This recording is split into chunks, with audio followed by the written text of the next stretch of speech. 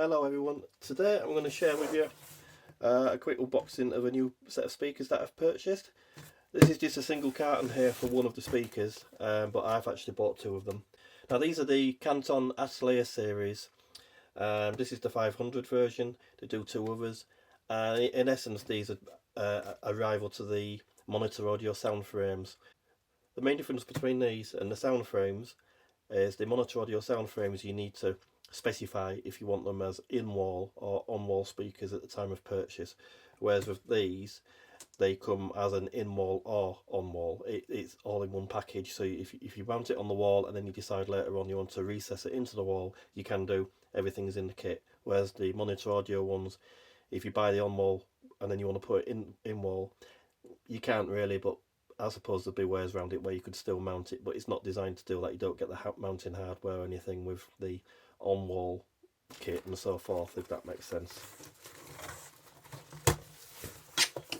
So I've purchased these in gloss white. I do quite like them in the white. You can get them in gloss black as well.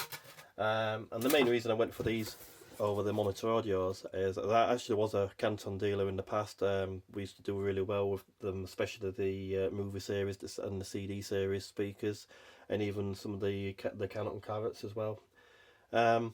So all in all, they're quite a nice speaker. They're a little bit of a niche in the UK. They're quite popular in Europe and Germany where they're based. But I never had any issues with them as a dealer. As I say, for the money, they were a nice, well-made speaker. So that's your Grille. As I say, you can get them in black or white. I've gone for the white. Now you've got a larger frame and then a smaller inside frame, which you'll see why shortly. Because the idea is it's a bit like a picture frame. So you've got a separate cloth frame there. We'll just put those to one side a moment. And the actual speaker itself. So you can orientate these either way. You can either have them vertical or horizontal, landscape, portrait, whichever you want to call it. On the rear, as you can see, you've got hanging points for hanging it either way. It's all a sealed box and it's substantially heavy. It's about 5.5–6 kilos.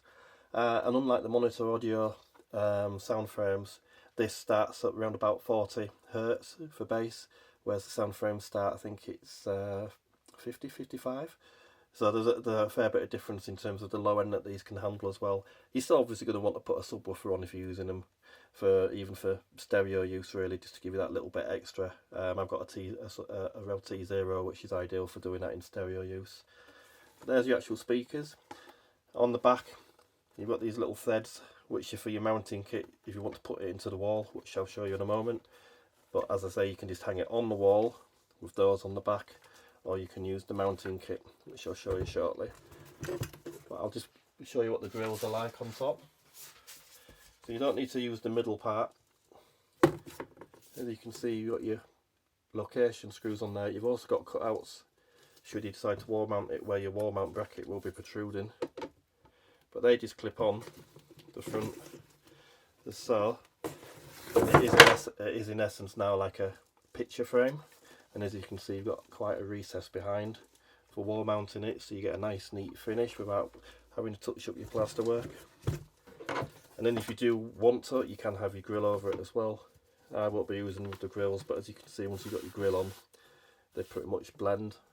They're not like the Soundframes where you can get a custom picture printed on the front as an option, but I think these look nicer anyway with them off, so that's how I'll be running them.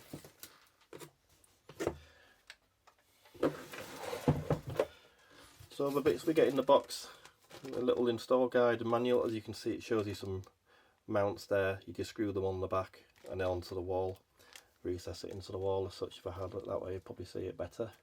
So you mount your brackets over, cut your recess just slightly larger than the speaker, and then screw the brackets into the wall, and then your Grille hides all the fixings and the cutout. Makes it quite a nice seamless finish. So there's your fixings. And you can see you've got all your bits and pieces in there. I'll just try and get one out. So there's the little brackets. Just take the grill off for the moment. So as you can see, we just locate, we only go one way, so you would locate that.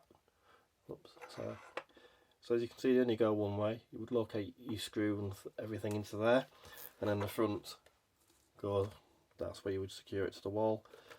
And as mentioned earlier, you've got cutouts in your grill even for hiding your fixings. So all in all, nicely designed and thought out speaker system. And even though they're very small, as I said, the frequency response and the sound quality is actually really good for them. I've heard these before, and I thought I'd treat myself to a pair to put in my office. So there's no speakers going to be on the shelves or anything. They're going to be physically in the wall either side of my monitor. So there'll be a nice sleek finish once done.